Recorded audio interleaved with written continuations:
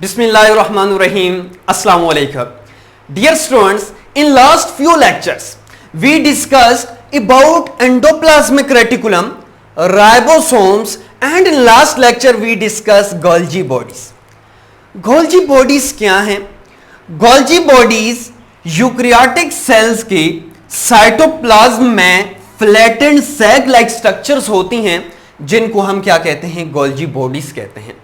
और Golgi bodies को Golgi bodies इस वजह से कहते हैं क्योंकि इसको जो फर्स्ट टाइम डिस्कवर्ड किया उसका नाम कैमिलो गोल्जी था। उसके साइंटिस्ट की बेस पे इसका नाम जो है वो गोल्जी बॉडीज पड़ा। फिर जब हम गोल्जी बॉडीज को स्टडी कर रहे थे तो हम इसके फंक्शंस तक पहुंचे थे। तो फंक्शंस में हमने ये कहा था कि गोल्जी बॉडीज के अंदर जो प्रोटीन बेसिकली राइबोसोम्स बनाता है, क्योंकि राइबोसोम्स क्या है? प्रोटीन फैक्ट्री है, प्रोटीन को बनाता है। राइबोसोम्स ने जब प्रोटीन बनाई, प्रोटीन बनाने के बाद एंडोप्लाज्मिक रेटिकुलम को दी। एंडोप्लाज्मिक रेटिकुलम ने कुछ मॉडिफिकेशन की, मॉडिफिकेशन करने के बाद वेसिकल्स में भेज दी, और इस वेसिकल्स ने कहां पे भेज दी? गोल्जी बॉडीज में। और फिर इस गोल्जी बॉडीज में कुछ मॉडिफिकेशन हुई, कुछ अमाइनो एसिड डिटैच हुए, कुछ लिपिड्स, कुछ कार्बोहाइड्रेट्स इसके साथ अटैच हुई। सो मॉडिफिकेशन हुई। मॉडिफिकेशन होकर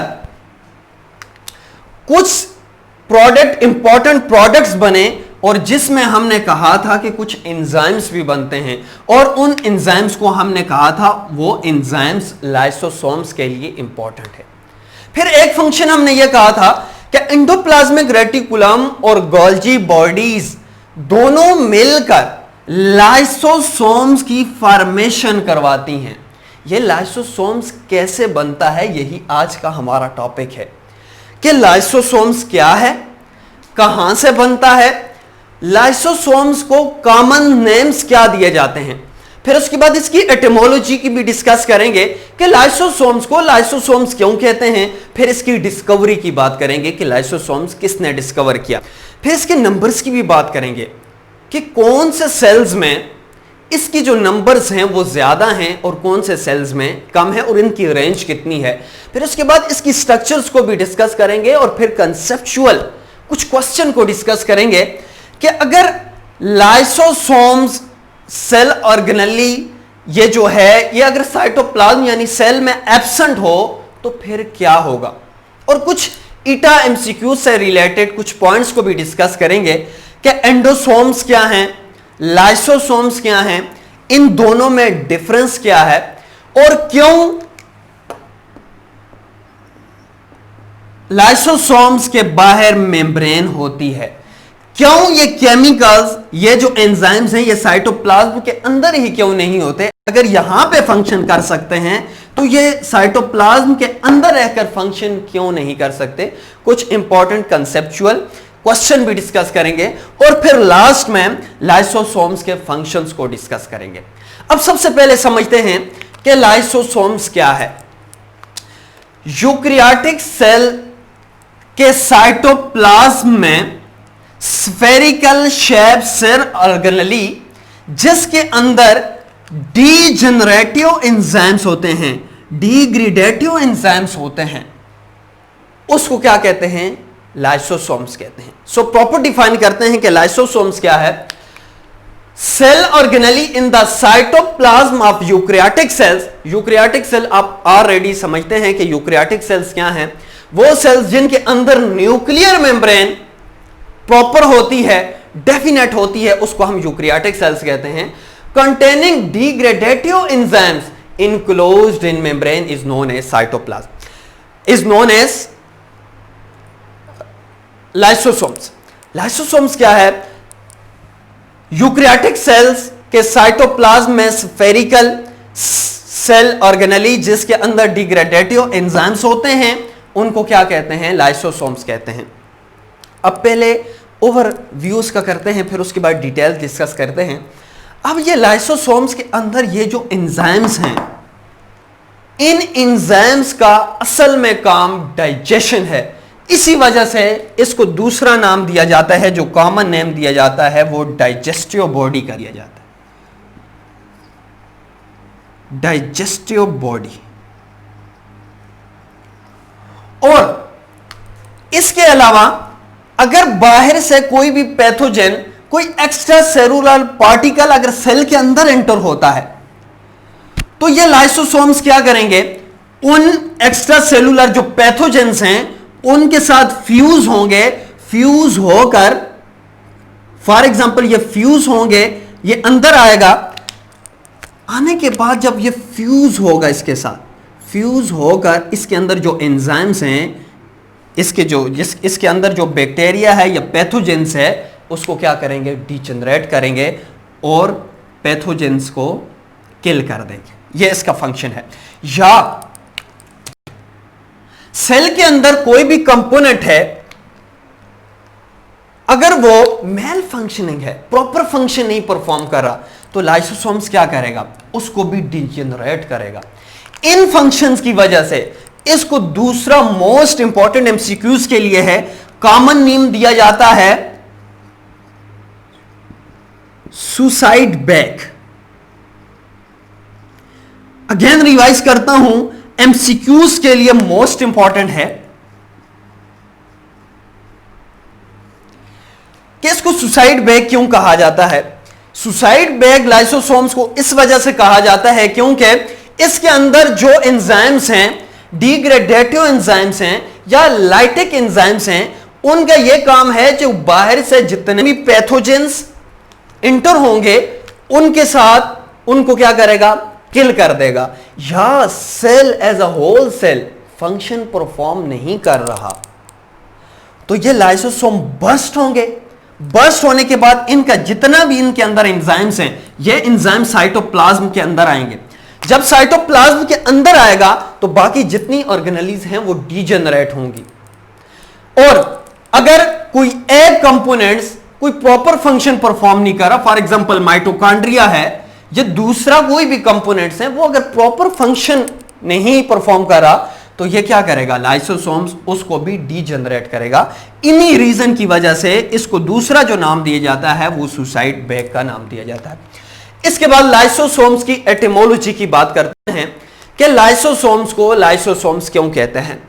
यह ग्रीक वर्ड से डिराइव्ड हुआ है लाइसो, जिसका मतलब होता है लिटिक एंजाइम्स या लाइटिक एंजाइम्स। और सोम का मतलब आपको ऑलरेडी पता है, या सोमा का मतलब आपको पता है, जिसका मतलब होता है बॉडी। यह वो बॉडी है जिसके अंदर लेटिक एंजाइम या लाइटिक एंजाइम या डिग्रेडेटिव एंजाइम्स मौजूद हैं। इस वजह से इनको जो है वो लाइसोसोम्स का नाम दिया है। अब इसकी डिस्कवरी की बात करते हैं कि लाइसोसोम्स को किसने डिस्कवर किया। लाइसोसोम्स को एक बेल्जियन साइटोलॉजिस्ट था,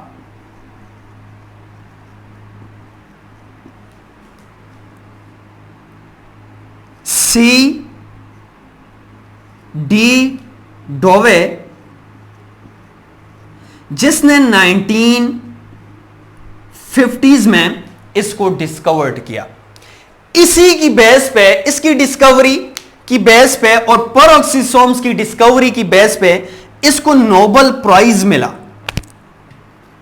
in the field of medicine and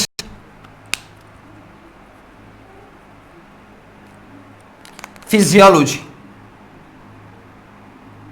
medicine and physiology, इसकी बेस पे इसको जो है वो नोबेल प्राइज भी मिला। अब लाइसोसोम्स की अक्रेंस पे बात करते हैं कि कौन से ऑर्गेनिजम्स हैं जिनके सेल्स में लाइसोसोम्स पाया जाता है और कौन से सेल्स ऐसे हैं, कौन से ऑर्गेनिज्म ऐसे हैं जिनके सेल्स में लाइसोसोम्स नहीं पाया जाता।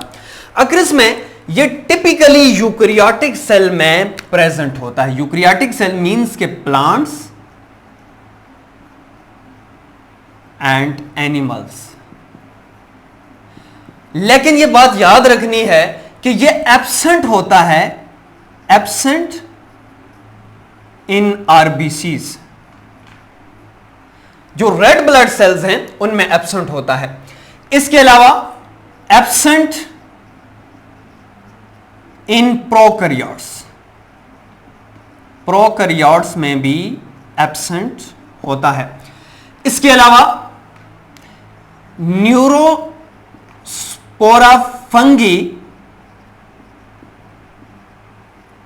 में प्रेजेंट होता है,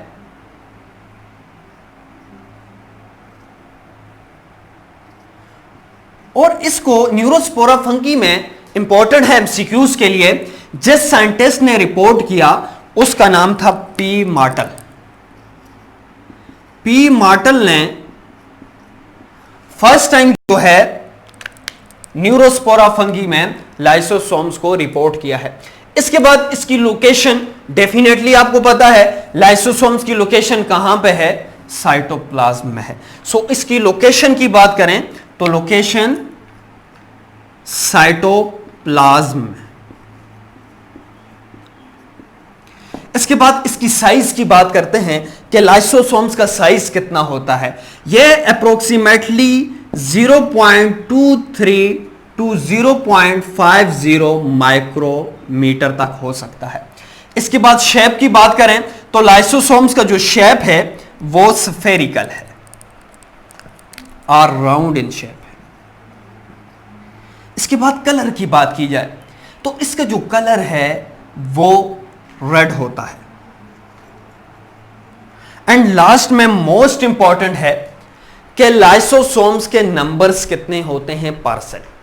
टिपिकल यूकैरियोटिक सेल में इसकी जो रेंज है वो 50 to 1000 लाइसोसोम्स पर सेल्स यूकैरियोटिक सेल में होते हैं। अब स्टूडेंट्स को मोस्टली ये कंफ्यूजन होती है कि जो लाइसोसोम्स हैं वो सेल में एक ही होता है, क्योंकि वो जब भी डायग्राम देखते हैं तो डायग्राम में सिर्फ एक लाइसोसोम्स दिखाया हुआ होता है, लेकिन ऐसा नहीं होता। इसमें और ऑर्गेनेलीज भी दिखानी होती हैं, इस वजह से एक ही लाइसोसोम्स की स्ट्रक्चर ड्रा होती है। तो टिपिकली 50 to 100 पर सेल्स होते हैं। फिर एक क्वेश्चन है, सर कौन से सेल्स में इनकी जो नंबर्स हैं वो ज्यादा होते हैं? ये बात याद रखनी है, ये न्यूमरस होते हैं, numerous in red blood cell, sorry white blood cell, क्योंकि ये फेगोसाइटिक सेल्स हैं, क्योंकि इन्होंने इम्यूनिटी प्रोवाइड करनी होती है। कोई भी पैथोजेंस बाहर से इंटर हो तो इन्होंने क्या करना होता है, इनगल्फ करके उसको किल करना होता है। इसी वजह से ये न्यूमरस होते हैं व्हाइट ब्लड सेल्स में, और इंपॉर्टेंट है एमसीक्यूज के लिए। अब एंजाइम को डिस्कस करते हैं कि कौन से एंजाइम्स हैं जो लाइसोसोम्स के अंदर पाए जाते हैं। लाइसोसोम्स के अंदर जो एंजाइम्स पाए जाते हैं उनको कॉमनली डाइजेस्टिव एंजाइम या हाइड्रोलिटिक एंजाइम्स का नाम भी दिया जाता है। ये कौन से एंजाइम्स हैं? एक एंजाइम है जिसको कहते हैं ग्लाइकोसिडेजेस, जो कार्बोहाइड्रेट्स की डाइजेशन करता है। प्रोटीएजेस जो प्रोटीन की डाइजेशन करता है। सल्फेटेजेस एंड एसिड फास्फोटेजेस या न्यूक्लियेजेस, ये वो एंजाइम हैं, न्यूक्लियेजेस ये वो एंजाइम्स हैं जो हेल्पफुल होते हैं for digestion of different biomolecules like protein, carbohydrates and lipids etcetera. अब फिर मैंने एक क्वेश्चन किया था, अगर ये एंजाइम्स कहां पे बनते हैं, ये याद रखना है। ये जो एंजाइम्स हैं ये लाइसोसोम्स के अंदर नहीं बनते। बेसिकली लाइसोसोम्स एंडोप्लाज्मिक रेटिकुलम में, राइबोसोम से प्रोटीन बनी, एंडोप्लाज्मिक रेटिकुलम में आई, एंडोप्लाज्मिक रेटिकुलम से वेसिकल्स की फॉर्म में गोल्जी बॉडीज में आती है और गोल्जी बॉडीज के अंदर कुछ प्रोटीन की मॉडिफिकेशन होती है और यही मॉडिफिकेशन होकर वेसिकल्स की फॉर्म में, फॉर एग्जांपल ये वेसिकल्स की फॉर्म में यहां से रिलीज होता है। रिलीज ये एंजाइम्स होते हैं जो प्रोटीन की मॉडिफिकेशन होकर बने हैं। अब ये एंजाइम्स जो हैं इनको हम कहते हैं डाइजेस्टिव एंजाइम, जिसको इनक्लोज किया हुआ होता है। फिर एक क्वेश्चन है कि सर अगर ये एंजाइम्स साइटोप्लाज्म के अंदर होते, ये इनक्लोज ना होती, ये भी याद रखना है ये जो मेम्ब्रेन होती है ये सिंगल मेम्ब्रेन होती है, डबल नहीं होती। जैसे कि प्लाज्मा के अंदर डबल मेम्ब्रेन फास्फोलिपिड्स की है, लेकिन ये वैसी नहीं है, ये सिंगल मेम्ब्रेन होती है। अब ये सिंगल मेम्ब्रेन की जरूरत क्यों आई है?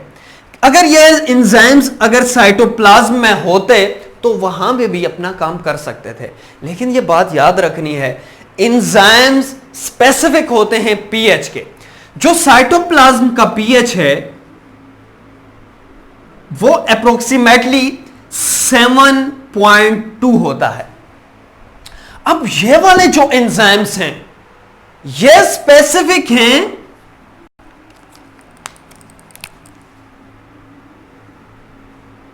5 pH पे, फॉर एग्जांपल pH 5 पे। तो इस वजह से इनको मेम्ब्रेन ने क्लोज किया हुआ होता है ताकि जो अंदर का जो pH है वो 5 रहे, मोर एसिडिक रहे। फिर क्वेश्चन है कि अंदर का pH कहां से आ जाता है? अब हमेशा याद रखना है जितने प्रोटॉन हाइड्रोजन होंगे, हाइड्रोजन या प्रोटॉन pH को मेजर करते हैं। अब इस मेम्ब्रेन में स्पेसिफिक चैनल्स होते हैं, हाइड्रोजन पंप्स होते हैं, जो साइटोप्लाज्म के अंदर जो प्रोटॉन हैं उन प्रोटॉन्स को शिफ्ट करते हैं किसके अंदर? लाइसोसोम्स के अंदर, और यहां पे पीएच को मेंटेन रखते हैं। लेकिन ये जो चैनल्स है या हाइड्रोजन पंप है ये इनको एटीपी चाहिए होती है। ये एडीपी प्लस फास्फेट में जो एनर्जी की फॉर्म में इसको चाहिए होती है। ये जो चैनल्स हैं ये असल में चैनल्स हाइड्रोजन आयंस प्रोवाइड करते हैं, प्रोटॉन्स प्रोवाइड करते हैं, जो कहां पे एसिडिटी को मेंटेन करता है। रिवाइज करता हूं, इंपॉर्टेंट है। इस वजह से ये एंजाइम्स मेम्ब्रेन के अंदर इनक्लोज होते हैं जो सिंगल मेम्ब्रेन है, क्योंकि बाहर का जो पीएच है वो 7.2 है और ये एंजाइम्स जो हैं वो एप्रोप्रिएट फंक्शंस करते हैं कौन से पीएच पे? 5 पीएच पे। इसी वजह से ये जो एंजाइम्स हैं वो एसिडिक एनवायरनमेंट में मेम्ब्रेन ने इसको क्लोज किया हुआ है। अब लाइसोसोम्स की टाइप्स को डिस्कस करते हैं कि लाइसोसोम्स की मैच्योरेशन के जो लेवल हैं हम उनको टाइप्स कहते हैं। अब टाइप्स में एक होता है प्राइमरी लाइसोसोम्स। ये प्राइमरी लाइसोसोम्स क्या है?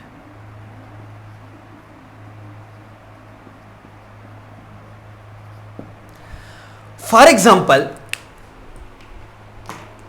ये गोल्जी बॉडी है। गोल्जी बॉडीज के अंदर जो प्रोटीन मॉडिफाई हुई है, मॉडिफाई होने के बाद वेसिकल, ये जो सिस्टर्नी है, सिस्टर्नी से वेसिकल की फॉर्म में रिलीज हुई है, इसको हम कहते हैं प्राइमरी लाइसोसोम्स। इस टाइम इसमें हाइड्रोलिटिक एंजाइम्स मौजूद हैं, लेकिन कोई भी पैथोजेंस अभी फ्यूज नहीं हुआ, कोई भी बैक्टीरिया, कोई भी फूड मॉलिक्यूल्स इसके साथ फ्यूज नहीं हुआ। जब वो फर्स्ट स्टेज, जब गोल्जी बॉडीज की सिस्टर्नी से एक वेसिकल्स निकलता है जिसके अंदर हाइड्रोलिटिक एंजाइम्स या डाइजेस्टिव एंजाइम्स पाए जाते हैं, उनको हम कहते हैं प्राइमरी लाइसोसोम्स। प्राइमरी के बाद जो दूसरी स्टेज होती है जिसको हम सेकेंडरी लाइसोसोम्स, जब इसके साथ फूड मॉलिक्यूल्स, फूड का जो वैक्यूल्स है, फॉर एग्जांपल बाहर से फूड फ्यूज होती है, फ्यूज होने के बाद मूव करती है, मूव करने के बाद इसके साथ अगर फ्यूज करती है, इस टाइम इस लाइसोसोम्स को सेकेंडरी लाइसोसोम्स कहते हैं। मींस के जब हाइड्रोलिटिक एंजाइम्स भी हों और उसके साथ फूड मॉलिक्यूल्स भी हों, उनकी डाइजेशन हो रही हो, उसको क्या कहते हैं? सेकेंडरी। सो सेकेंडरी क्या है? Primary side lysosomes plus food particles. लेकिन थर्ड जो टाइप है उसको कहते हैं रेजिडुअल लाइसोसोम्स। ये रेजिडुअल लाइसोसोम्स क्या है?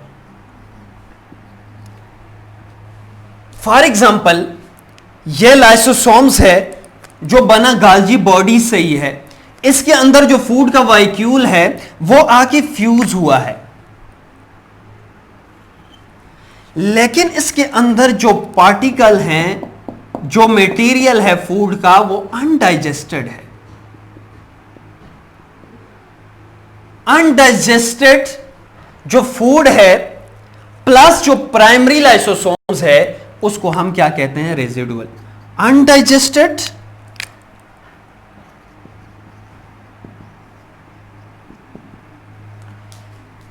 Plus enzymes. और जो लास्ट वन है वो है ऑटोफेजिक वैक्यूल्स। इसको समझना है, ऑटोफेजिक वैक्यूल्स क्या है।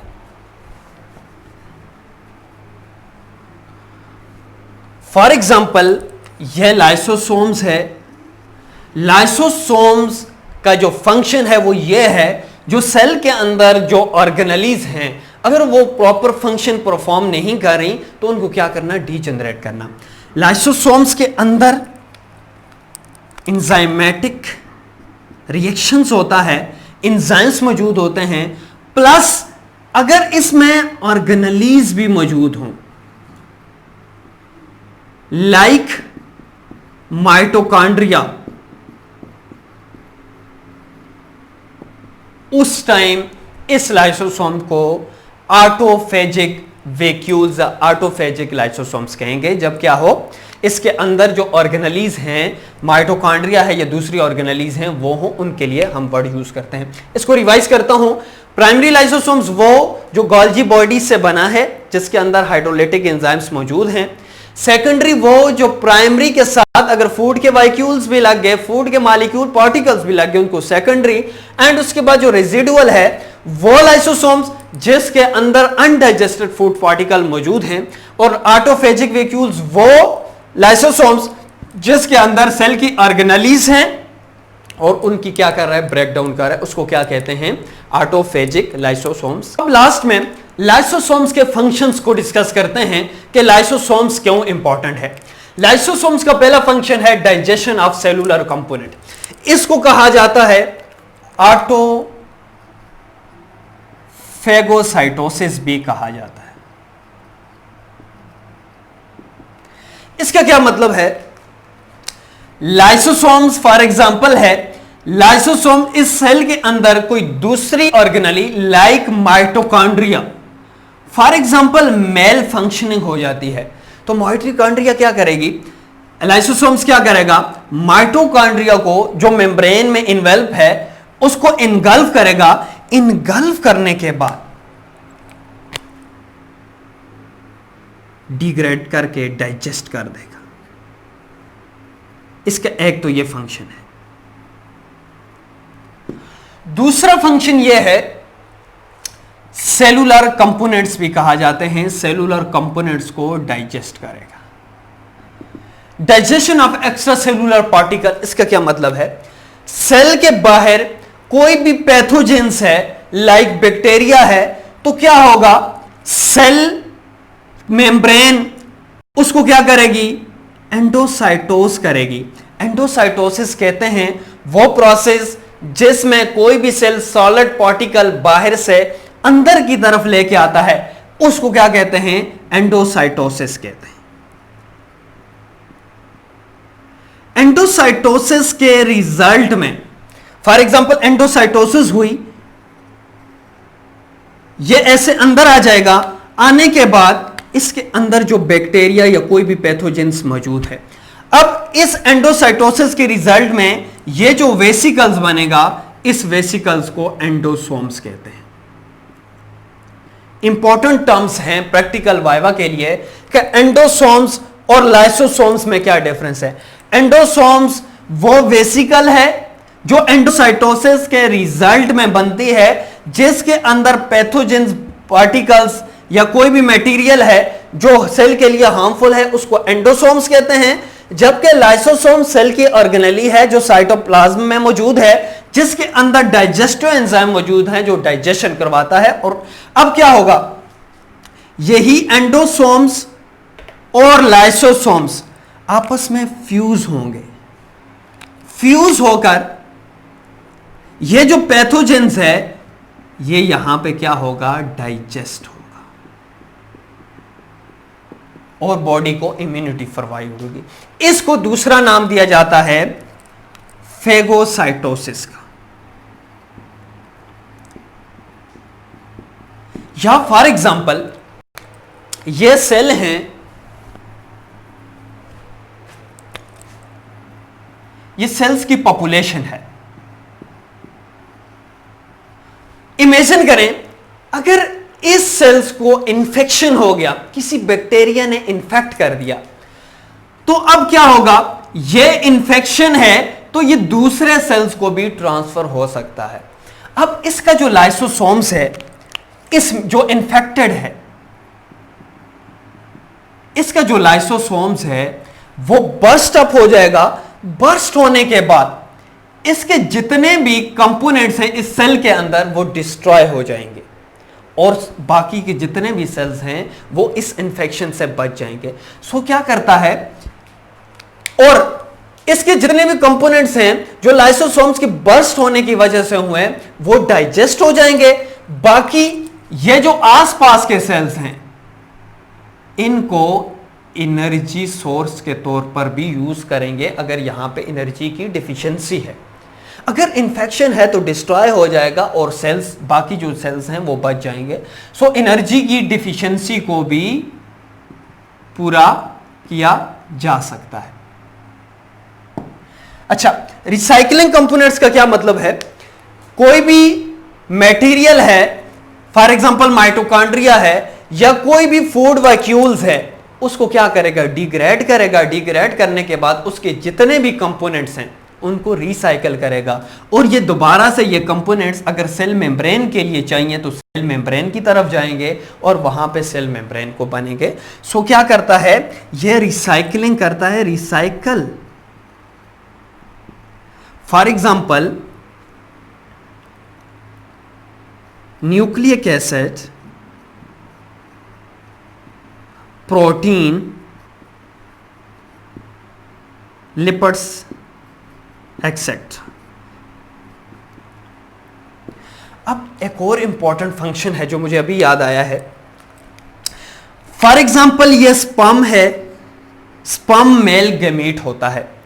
स्पर्म का ये फंक्शन है कि फीमेल बॉडी से फीमेल बॉडी में एंटर होकर जो फीमेल का जो गैमीट है उसके साथ फ्यूज हो। अब ये जो फ्यूजन होती है और यहां से जो डीएनए इसमें ट्रांसफर होता है, ये फ्यूजन भी कैसे पॉसिबल होती है, ये इन्हीं लाइसोसोम्स की वजह से पॉसिबल होती है। यही लाइसोसोम्स एक की जो मेम्ब्रेन है उनको डाइजेस्ट करते हैं और इजीली जो ये स्पर्म है इसका मटेरियल वो है वो ट्रांसफर होता है। अब जस्ट रिकैप करते हैं कि हमने क्या क्या डिस्कस किया है। आज हमने लाइसोसोम्स को डिस्कस किया कि लाइसोसोम्स क्या है। लाइसोसोम्स यूकैरियोटिक सेल के साइटोप्लाज्म में स्फेरिकल बॉडी है जिसके अंदर डिग्रेडेटिव एंजाइम्स हैं जो डाइजेशन करते हैं, उनको क्या कहते हैं, लाइसोसोम्स कहते हैं। फिर इसकी लोकेशन देखी साइटोप्लाज्म में, नंबर्स 50 से थाउजेंड तक इसके नंबर्स हो सकते हैं, और उन सेल्स में सबसे ज्यादा होते हैं जिनका काम फेगोसाइटोसिस से है, फॉरेन पार्टिकल को इनगल्फ करना है और किल करना है और बॉडी को इम्यूनिटी देना है। फिर हमने एग्जांपल दी रेड ब्लड सेल्स की जो एमसीक्यूज के लिए इंपॉर्टेंट था। फिर उसके बाद हमने उसके साइज की भी बात की, 0.23 से 0.50 उसका साइज है। फिर उसके बाद हमने टाइप्स को डिस्कस किया, primary lysosomes, secondary lysosomes, residual lysosome and phagocytic vacuoles का नाम दिया। फिर हमने उसको भी डिटेल से डिस्कस किया। फिर उसके बाद लास्ट में हमने फंक्शंस को डिस्कस किया कि क्या क्या फंक्शंस हैं। एक फंक्शन हमने ये डिस्कस किया कि डाइजेशन ऑफ सेलुलर कंपोनेंट्स में इंपॉर्टेंट है, डाइजेशन ऑफ एक्स्ट्रा सेलुलर जो बाहर से फॉरेन पार्टिकल्स है उसके लिए इंपॉर्टेंट है, रिसाइकलिंग के लिए इंपॉर्टेंट है, डाइजेस्ट करता है और डाइजेस्ट करने के बाद जो पार्टिकल्स हैं वो दोबारा से कोई भी स्ट्रक्चर्स बना सकते हैं, वो रिसाइकल हो सकते हैं। फिर लास्ट में एक इंपॉर्टेंट फंक्शन पड़ा कि लाइसोसोम स्पर्म में होता है और जाकर जो फीमेल गेमीट है उसकी जो बाहर वाली आउटर मेम्ब्रेन है उसको भी फ्यूज करवाता है। ये इसके इंपॉर्टेंट फंक्शन है। फिर हमने कंसेप्चुअल क्वेश्चन भी डिस्कस किए कि लाइसोसोम्स अगर सेल ऑर्गेनेलीज के अंदर, अगर सेल के अंदर ना हो तो क्या होगा। अगर सेल के अंदर सेल ऑर्गेनेलीज लाइसोसोम्स ना हो तो जितना भी हार्मफुल प्रोडक्ट्स है, बाहर से पैथोजेंस हैं, वो सेल के अंदर एंटर होंगे और यहां से जो वेस्ट प्रोडक्ट है एकमुलेट हो जाएगा सेल के अंदर और सेल सरवाइव नहीं करेगा। इसके ये फिर उसके बाद हमने ये भी डिस्कस किया कि एंडोसोम्स, एंडोसाइटोसिस क्या है, एंडोसोम्स क्या है एंड लाइसोसोम्स क्या है, इनमें डिफरेंस क्या है। अब लास्ट में स्टूडेंट्स के लिए एक शॉर्ट सा होमवर्क है।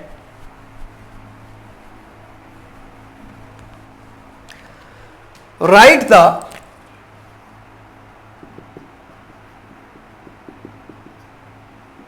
short note on lysosomes.